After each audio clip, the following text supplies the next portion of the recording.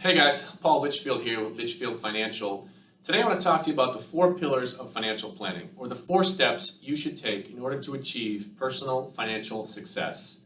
Now, a lot of times I get the question from people, hey Paul, how do I do financial planning? Where do I start?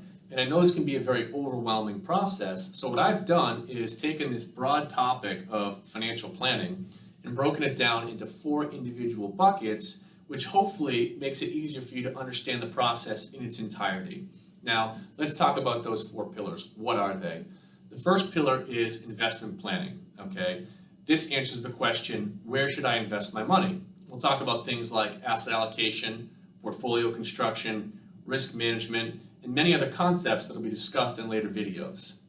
The second pillar of financial planning is tax planning.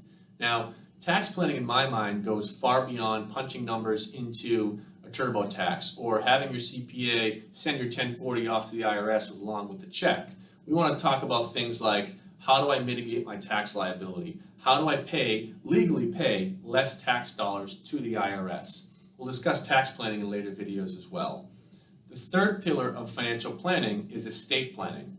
This talks about how to protect your money, okay? So if you spent a lifetime accumulating assets, building a net worth, we want to make sure we do what we can to protect that nest egg that you've built.